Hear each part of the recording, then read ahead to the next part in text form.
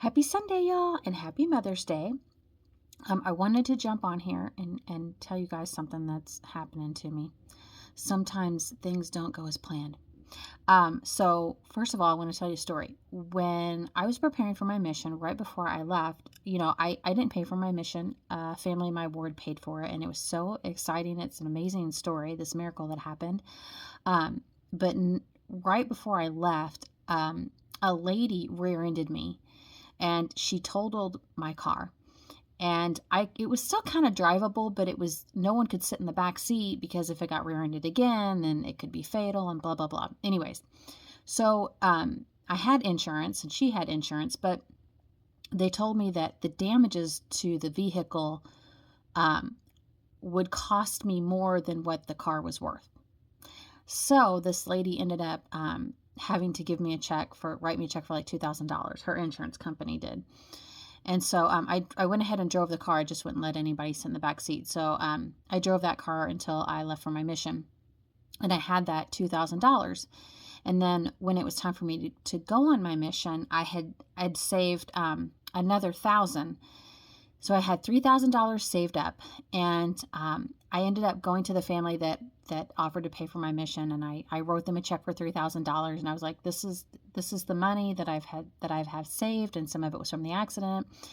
And Brother Casteller, who paid for my mission, he was like, why are you giving this to me? And I'm like, because this is all that I have in my bank account, and I want it to go towards my mission. And he's like, Beth, I already told you we're going to pay for your mission. And I'm like, no, I don't care. Like, I want to sacrifice this. I want to show the Lord that I'm dedicated and that I will give up all that I have. And there have been more people in past missionaries and pioneers that have given all that they have for the Lord, for his work and his glory. And I want to do the same. This is all that I have, and I want you to take it. And so he said, okay. So then I left for my mission. And when I came home, I met up with the Castellers, and Brother Casteller handed me a check for $3,000. And I'm like, what is this? And he's like, this is the money that you gave me. I'm like, it was supposed to go towards my mission. And he was like, Beth, he's like, you don't understand. Like, people in the ward love you so much, and they were so inspired by you and your story that they chipped into the mission fund. And he's like, we weren't the only ones that paid for your mission. The ward helped pay. He's like, we didn't need to spend your money. Take it and use it. You've got $3,000 saved up, and you can use that until you get a job and get on your feet. So it ended up that accident was awful, and I was so worried that I wouldn't be able to drive the car, and I needed that car to get back and forth to work, but it all ended up being this huge blessing. So why do I tell you this? Because you guys know I've been talking about wanting to go back to work in August, and it'll be the first time going back to work in years. I haven't had a job in years. Like, the last job I had, I was a nanny, and Lucas was like 2 years old.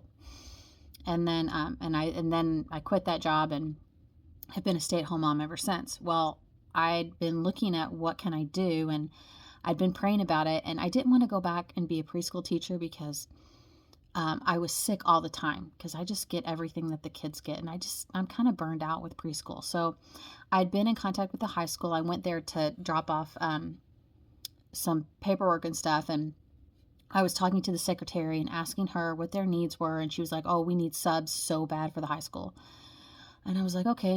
And I said, what kind of education do you need? And she said, well, what do you have? And I said, I have an associate's degree in child development.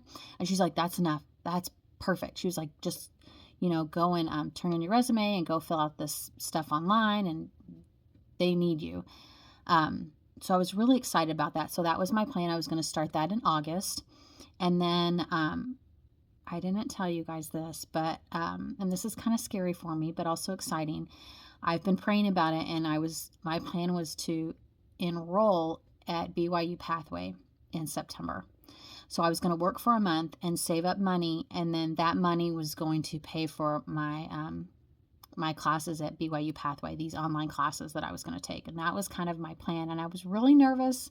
That's a lot to take on, but I was excited about it. And, well, last night, my son was in a car accident. Now, he's okay. Nobody was hurt. He was the only one in the vehicle. He's fine, but the SUV doesn't work.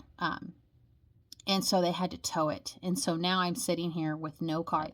what if the car isn't drivable and we don't have money to get a new car? I don't have a job, and what am I going to do? And I just get so worried. And then I think, well, when we endure to the end and trust in the Lord and know that He knows what's best for us, then we can get through anything, right?